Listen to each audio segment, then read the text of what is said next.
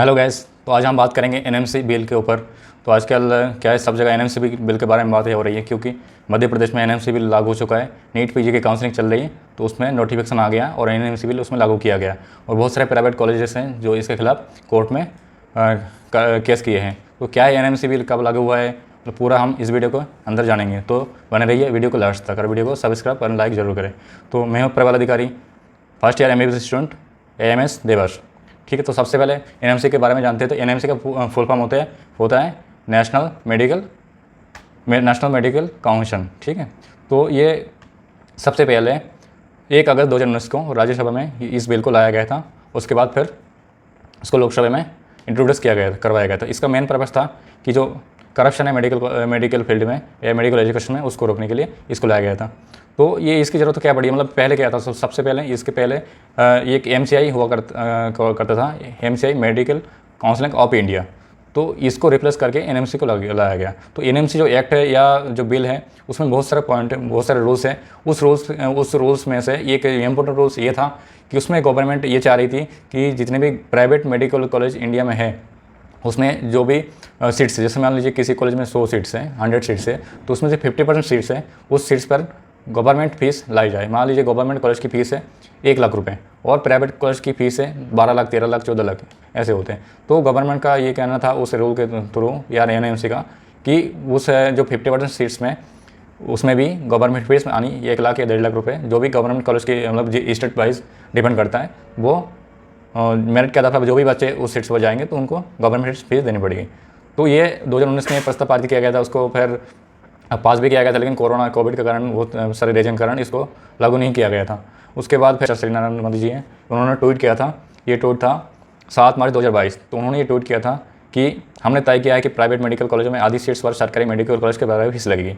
तो ये ट्वीट के बाद फिर एनएमसी में भी ये इसको सर्कुलेट किया गया था कि हाँ, प्राइवेट कॉलेज में भी जो 50% सीट्स है उस पर गवर्नमेंट फीस लागू होगी।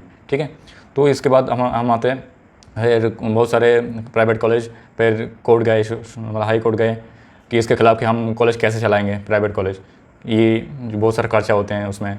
तो ये सब गए थे। लेकिन अभी क्या है, नीट पीजी की काउंसलिंग स्टार्ट हो गई है। तो इस नीट पीजी की काउंसलिंग स्टार्ट हो गई है, मध्य प्रदेश में भी स्टार्ट हो चुकी है। तो 13 सितंबर को रात में AMPDME PG जो ऑफिशियल वेबसाइट है, उस पर नोटिफिकेशन आ चुका था कि हाँ, MP में भी जो 15% NRI कोटा की सीट उसको हटा के बाकी जो 85% सीट्स जो है उसमें 50% जो सीट प्राइवेट सीट्स पर गवर्नमेंट फीस लगेगी।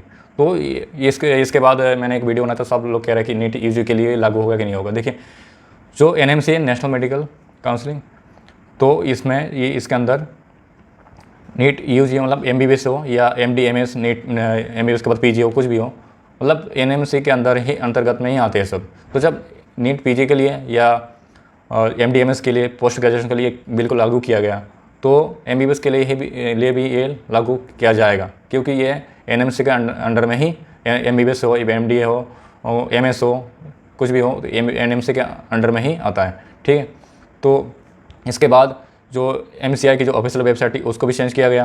तो ये सबसे पहले 25 सितंबर 2020 को ये जो वेबसाइट थी मेडिकल काउंसिलिंग ऑफ इंडिया, उसको रिप्लेस करके नेशनल मेडिकल कमीशन की ऑफिशियल वेबसाइट बना दी गई है। ठीक है, तो उसके बाद अगर आप इस एक्ट को पढ़ना चाहते हैं तो NMC के ऑफिशियल साइट पे जाके इस एक्ट को पढ़ सकते पूरा।